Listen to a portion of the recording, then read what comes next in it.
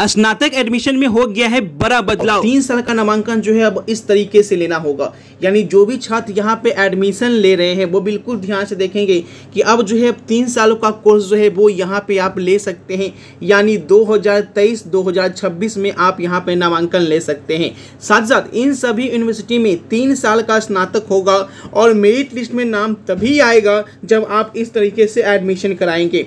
ऐसे में अगर आप कोई भी गलती करते हैं तो आपको एडमिशन जो है वो नहीं हो पाएगा, यानी कि ऑनलाइन करने के बाद भी आपका मेरिट लिस्ट में नाम नहीं आएगा और आपका जो है कॉलेज जब नाम ही नहीं आएगा तो आपका एडमिशन भी नहीं बनेगा, पैसा भी आपका वेस्ट हो सकता है। तो बिल्कुल ध्यान से पूरी वीडियो देखिएगा कैसे आपको यहाँ पे नए तरीके से आपको ऑनलाइन आवेदन करना होगा और सभी यूनिवर्सिटी में 3 साल में स्नातक आप कैसे करा सकते हैं, पूरी जानकारी देखेंगे। क्योंकि अब जो है जो 4 साल का स्नातक था उसे जो है अब नए तरीके से जारी कर दिया गया है कि 4 साल का स्नातक जो है सभी के लिए वैध नहीं है। जो छात्र 3 साल का स्नातक लेना चाहते हैं वो आराम से 3 साल का ले सकते हैं, किसी तरह की किसी भी सरकारी नौकरी में दिक्कत नहीं होगी। और उसके लिए नए तरीके से आपको यहाँ पे एडमिशन कराना होगा और सभी यूनिवर्सिटी में 3 साल में स्नातक होगा, उसके लिए भी यहाँ पे नोटिफिकेशन जारी कर दिया गया है। तो फटाफट वीडियो को शेयर कर दीजिए, पूरी जानकारी देखिएगा। क्योंकि अगर आप आधी जानकारी देखते हैं तो बाद में जब मेरिट लिस्ट जारी होगा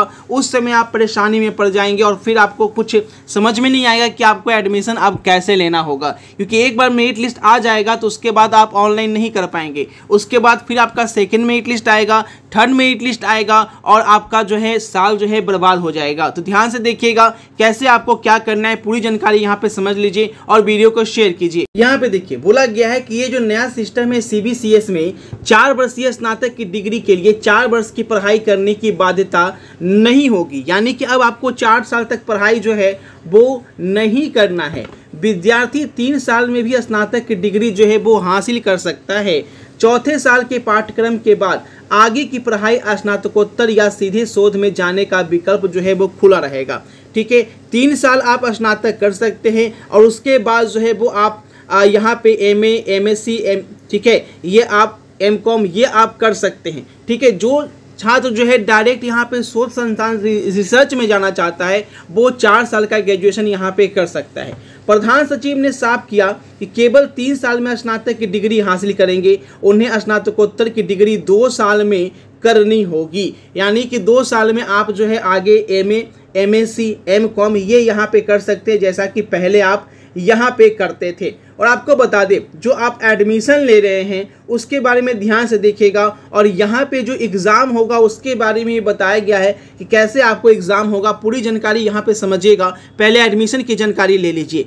एडमिशन का लिंक मैंने वीडियो के डिस्क्रिप्शन में दे रखा है। अब यहाँ पे आप समझिएगा कि जब आप एडमिशन सेक्शन पे आएंगे, ठीक है, तो सबसे पहले आपको देखने को मिलेगा कहाँ कहाँ एडमिशन चल रहा है। जैसे कि LNMU यहाँ पे आपका एडमिशन जो है BA BSc का शुरू है, तिलक मांझी भागलपुर में भी शुरू है, पाटलिपुत्रा यूनिवर्सिटी में शुरू है, मुंगेर यूनिवर्सिटी में भी आपका जो है एडमिशन यहाँ पे चल रहा है। वीर कुंवर सिंह यूनिवर्सिटी की बात करें तो यहाँ पे भी एडमिशन चल रहा है। पूर्णिया यूनिवर्सिटी इसमें भी एडमिशन चल रहा है। ब्राबू में भी आपका ऑनलाइन एडमिशन चल रहा है, यानी करीब करीब बिहार के सभी यूनिवर्सिटी में ऑनलाइन एडमिशन जो है वो यहाँ पे शुरू हो चुका है। अब छात्र ध्यान से देखेंगे, आप जिस भी यूनिवर्सिटी में एडमिशन लेना चाहते हैं उस यूनिवर्सिटी पे क्लिक करेंगे और क्लिक करने के बाद जो डायरेक्ट लिंक होगा उस लिंक पे जाकर आप जो है अपना एडमिशन जो है वो करा सकते हैं। अब देखिएगा जो बताया गया है कि अगर आप इस तरीके से एडमिशन नहीं लेते हैं तो आपका मेरिट लिस्ट में नाम नहीं आएगा और आपको बाद में दिक्कत हो सकती है। उसके लिए यहाँ पे समझिए, जैसे कि मैं यहाँ पे ब्राबू यूनिवर्सिटी पे आया हूँ, सभी का आपका एक ही प्रोसेस है। ठीक है, अब ध्यान समझिएगा, सभी का आपको ऑनलाइन ही करना है। जब आप ऑनलाइन करते हैं तो आपको ऑनलाइन करने के टाइम जो भी आपका मार्क्स है, मान लीजिए कि आपका 55% मार्क्स है या 65% मार्क्स है या जो भी आपका 45% मार्क्स है, ठीक है, फर्स्ट डिवीज़न से नीचे है या फर्स्ट डिवीज़न से ऊपर है, तो आप कॉलेज चयन जो है बिल्कुल ध्यान से करेंगे। जो कॉलेज का सिलेक्ट करना है वो बिल्कुल ध्यान से करना है कि जब कटअप जब निकाला जाए मेरिट लिस्ट के लिए तो आपका जो है पहली मेरिट लिस्ट में नाम जो है वो आ सके। अगर आपका पहली मेरिट लिस्ट में नाम नहीं आता है तो आपका एडमिशन वहाँ पे नहीं होगा। आपको फिर से यहाँ पे आपको फिर से जब कॉलेज लिस्ट जारी करेगी, पहली मेरिट लिस्ट आने के बाद एडमिशन होगा कॉलेज में, उसके बाद खाली सीट जारी किया जाएगा और उस हिसाब से फिर से आपको चेंज करना होगा कॉलेज प्रेफरेंस, यानी कि बार बार जो है आपको इस तरीके से आकर करना पड़ेगा। इसलिए पहली मेरिट लिस्ट में ही कोशिश करें कि आपका नाम आ जाए, ठीक है। और जिनका नहीं आता है वो सेकंड में भी आता है, थर्ड में भी आता है, लेकिन बार बार यहाँ पे फिर से आपको चेंज करना होगा कॉलेज, तभी आपका मेरिट लिस्ट में नाम आएगा। ऐसा नहीं कि एक बार ऑनलाइन कर दी उसके बाद सो गए घर में कि मेरिट लिस्ट में नाम आएगा तो कॉलेज जाके एडमिशन लेंगे, तो ऐसा नहीं होगा। आपको यहाँ पे एक्टिव रहना होगा, तभी आपका जो है मेरिट लिस्ट में आपको नाम दिखेगा और कॉलेज जाकर आप यहाँ पे एडमिशन ले पाएंगे। आगे देखिए सिलेबस के बारे में यहाँ पे क्या बताया। देखिए सिलेबस जो है वो आपका 4 वर्षीय ही तैयार किया जा रहा है, लेकिन आप 3 साल का वहाँ पे चूज कर सकते हैं।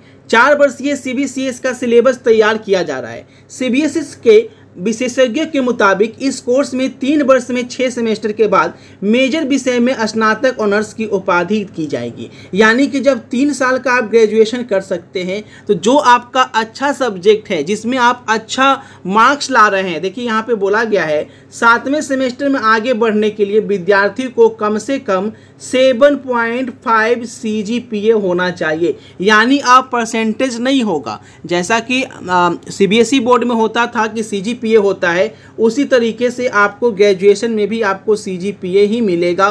कोई परसेंटेज वाली बात जो है अब यहाँ पे नहीं होगी। यानी कि आपका जो है परसेंटाइज भी यहाँ पे चेंज कर दिया गया है। रिजल्ट का जो आपका फॉर्मेट होगा वो भी यहाँ पे चेंज किया गया है, ठीक है। आगे देखिए बोला गया है कि CGPA को क्यूमुलेटिव ग्रेड पॉइंट एवरेज कहा जाता है।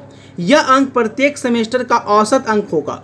हालांकि औपचारिक तौर पे इसकी कुलाधिपति की तरफ से अभी निर्णय लिया जाना बाकी है कि पूरा तरीके से क्या सिलेबस होगा, अभी तक निर्णय पूरा नहीं लिए।